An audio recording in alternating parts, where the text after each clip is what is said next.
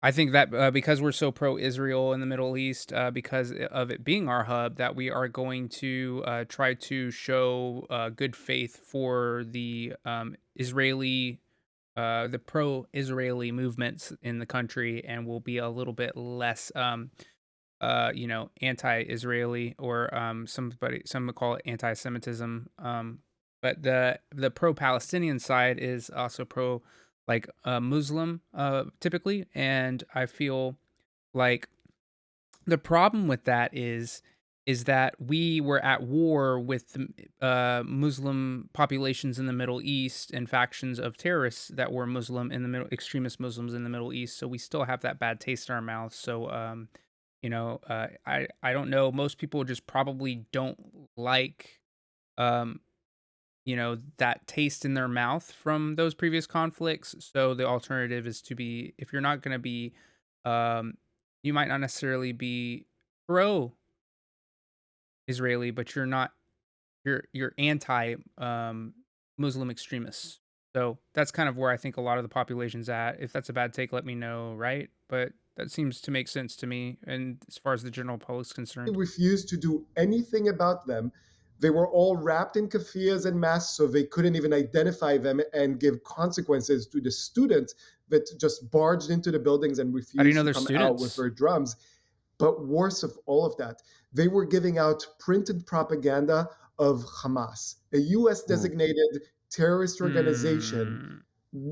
Where's the basically printed has flyer? its Did you pick arm, one up? its Let me see. propaganda arm inside the university. Can we see The that? university has known about this for a year and a Can you share half. that with us? It's been getting so many messages from federal and state government, you have to do something about it. For some reason, they refuse to do it. And so the government did the only reasonable thing. Normative. You Thank you for the don't follow, act buddy. in the American way, you don't get American taxpayers' money. Now, there's a lot more taxes that they're getting, and I hope the university now realizes that it's 3.5. So, they are removing $400 million from Columbia University because of them not acting on anti-Semitism. But I can imagine that there's a lot of pro-Israeli stuff there. So you're saying that because they didn't act on that, that the students there are going to get to see the downsides, the ones that are in their dorms studying instead of being activists. And we're just assuming that, like, what would the students have even done? Like, what would the school have even done? Called the police? Had the police clear them out? There's protests at schools for things all the time. It's a part of the freedom of speech thing.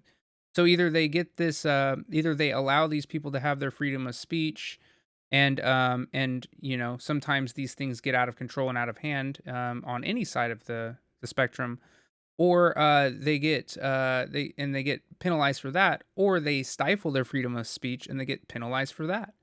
So I think the play was to do nothing and let it play out, depending on if anybody was in danger or anything like that.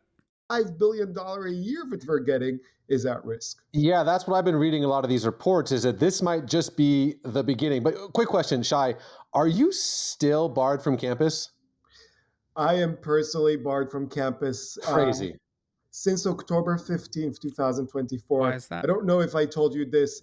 I'm still employed, so I needed books for my office for my work. I asked to come in. They wouldn't let me go into my office Oh, I guess he was on campus and he did something like that. Yeah, to get my books. he I did something asked, bad and can my got banned. wife come in and get my books? And they wouldn't even let. They could mail them to you. It's not that hard. Have somebody go in the office and put them in a box and then take them up. Or yeah, it's not that hard. I don't see what the problem Let is. my Give wife the dude his get book into back. the office to get my This own is a books and weird my own personal victim items. thing to be talking So I think about. for a They lot of wouldn't give me folks my who look books. at Ivy League schools like, Okay, these ivory towers buy where more. there's this total disconnect from reality. Why is the administration so scared of doing something about people openly supporting Hamas, Yahya Sinwar, and these people that committed an absolute massacre? Why is that so, for lack of better words, not kosher for the administration? I have to unfortunately wake a lot of people up to how these universities are run. Columbia University I think a lot of the people got shit on for so long in the Palestinian community that they're starting to edge onto the extremist side of things. So although they might not totally agree with Hamas, Hamas is the only people who are like basically fighting for their territories and their rights against the Israeli um, counteroffensive. So it's all like, I'm gonna spit on you, you're gonna spit on me, I'm gonna shove you, you're gonna shove me, so now I'm going to punch you, then you're gonna punch me, and then, now I'm gonna kick you, kick me, and then now my friend's gonna join in, so my friend's gonna join in, and then it just escalates. It's just been escalating this whole time. So it's like, at what point do the people around who are caught in this swarm of things that have nothing to do with it, and are Palestinian, like, where do they have to go? Who's gonna fight for them? If they fight for themselves, they're Hamas. They don't fight for themselves, they're screwed. So it's like, if fighting for your to defend your home or whatever in that country is going to give you some kind of terrorist designation, even though you're not associated with Hamas in any way, shape, or form, but like they don't know that. They just see somebody that's fighting them. But I imagine that if somebody came into your country and into your house and was trying to fight you, you'd probably fight them too. So it's kind of hard to kind of figure out what the deal is with that. And if that's a bad take, let me know. I would really like some opinions on that because, there's things that I don't know. Very rarely, but yeah, sometimes. University is a $14 billion endowed organization, and it's run by a bureaucrat. It's run by mid-level managers, people that are really, really good at what they are supposed to do. But running these organizations is not what they are trained to do. What I've been telling people have been asking me, where is the leadership? And I tell them, there is no leadership at Columbia because we do not have leaders. We have Mm. managers that were really, really good at managing their 5-person or 10-person team. Now that they are in charge of 40,000 Ugh, students, thousands of professors, and 14 billion non-taxed endowment, Jesus. they just don't Why? know what to do. They are in over their head. Isn't Colombia super expensive even though there's a bunch of tax dollars getting forced over to them? Isn't it like super expensive anyways? What's your advice for new commentary YouTubers? Just enjoy doing it, man, because there's not really much payoff for it other than enjoying yourself. At least not at my level. Again, like I'm new. I'm not established yet. I'm just lucky, I guess. And I have a lot of people supporting me as far as friends to help me get started. So yeah, Okay, well, Shai, let me just ask you keep this doing it. last That's what my question. my advice is. For folks who see this and they think to themselves, what what am I going to do with this information? How can I help? And I think for a lot of folks, it's there seems to be this explosion of anti-Semitism from Australia to the UK to your school, and the average Joe is just sitting there being like, "What do I do with this?" So if my friend here is watching, and they know this is wrong, they Hmm. know that anti-Semitism is not okay. What can my friend here Anti-Semitism's not actually okay. do? Thank you for this question because it's an extreme. You know what? I'm going to go ahead and interrupt him right there. I think that the increase in anti Semitism has to do with the increase in coverage of this anti Semitism and the increase in the violence going on against Palestinians. And people are really emotional about Palestinians because we have a very large Muslim population in the world, and they feel like that could be me. These are also Muslims, and we are bonded in a brotherhood because they're Muslim, we're Muslim, and so they feel insulted. And so obviously, it's kind of like there was a lot of hatred against the Japanese people whenever we were in World War I or World War II in the United States, and we had that camp for them, the basically the internment camp for them here in the United States. There's a lot of racism going on there, and then after 9/11, there was a lot of racism going on against Muslims, and it was just because specifically that was the demographic that was the enemy at the time. So that's kind of the vibe that I'm given. Let's see what he has to say. It's Extremely probably something important point to make. There's a biased. statement that people say in the Middle East. First they come for the Saturday crowd, then they come for the Sunday crowd. Meaning first they come for the Jews, then they come for the Christians. This is not about anti-Semitism. This is not about Israel. This is about the United States of America. If you Yeah, right. listen to the protesters The bro just on ended the Columbia's topic. campus, in downtown New York City, LA, San Francisco, Toronto, wherever you are. They are not just saying death to Israel. They are saying burn it all down. Down with American imperialism. Down with the USA. So I appreciate every person's allyship and I stand with my allies, But people have to remember they're not coming for me. They're coming for us. And we have to I'm not bring Christian. They ain't back coming for me, dog. common sense, I'm a moderate non-believer. strength It's to even worse, America. isn't And it? I don't care if you're a liberal, a conservative, a Oh, I see Democrat, you a lurking in there, Republican. Those buddy. are Welcome to labels. the movement. First and foremost, you are an American. You are a Western Hmm. value individual who Okay. believes in these things, basic things of humanity, and you just have to stand up and speak Do I up. take breaks? I We absolutely cannot do. let extremists I don't from think the I've ever extreme streamed longer left or than, the than extreme 3 hours, right to be honest. take control of the narrative. It's up to us, moderate. I'm a parent. You're a parent. I'm a son to amazing parents myself.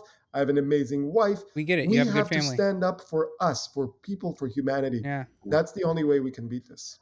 Shah, Well, I mean, some people would say that it's really inhumane in order to go into Palestinian territory that was gifted to you by a country that took over after they beat another empire in a war, and then give that land away to a marginalized group of people who felt entitled to it based on historical situations that they had in their heritage, which is kind of a little bit rocky in my opinion. Not that I care either way because I don't live there and I don't really, whatever. I get where both sides are coming from on that. But then moving in whenever they're doing land grabs and stuff like that, because this stuff is actually happening. Like this is actually happening. So I can understand why they would be pissed off and how this conflict could start because nobody ever asked the Palestinians if they could create the nation state of Israel. And the Palestinians that were living there had been living there for generations before they ever showed up. You can make the argument that like Israelis had been at one point in time lived in that land and that they have some kind of ancestral heritage at that land. But I have ancestral heritage in Italy because that's where my family's from. So I can't just go over to Italy and start kicking people off a land just because my ancestors lived there at some point in time. That's not how that works. And it's not moral just because the government says that I can do it. So that's my opinion on it. Like I can understand why they're pissed, but Israelis have the right to do what they want to do in that area based off of what they've been granted. And honestly, it's hard to say that they're doing anything wrong because really the only people who are entitled to land are the people who can keep the land. So that's the same concept that, and that's not my opinion or anything. That's just historically what has happened. If you can't defend your land, somebody will come and take it. And that's what the castle doctrine and stuff is for the United States and why we have such lenient gun laws is because we realize that to be true because we're the ones who did that to the Native Americans. And that's not even unique to us. In the history of the world, that's been the case. The British Empire went into different lands, took it over, and now they own that land. The French, the Spanish. You ever heard of Napoleon? Yeah, he took over a lot of stuff, and that's what Russia's doing now. So basically, the rule is if you can take it and you're willing to sacrifice what it takes to take it, then it's yours. And that's kind of what's going on in Israel right now, and that's kind of why people are hating on it right now. And that's kind of why Hamas exists because they're trying to defend against that because they know that that is the truth. They will take that land if you don't keep them from taking it, because that's just the way every country's worked, and that's the way history is. I mean, if that's a bad take, let me know. But seriously. Guy, toda rabah, Shabbat Shalom, my friend. Thank you so much. And, one thing that I always remind people, I'm wearing this shirt as well. There are still 59 hostages being held by Hamas in Gaza, including Idan Alexander, an American citizen, 20 years old kid. So let's get all of them back home. Yeah, I hope they do get brought back. But still, the same thing I said holds true. Like I understand why all this is going on, and if I'm missing anything, please let me know. I know this is a very opinionated topic, and I do like to be well informed before I make a final opinion. You can sway my opinion at any point in time, and if you can, please do. If you have a different view or opinion, let me know, and I will respond back.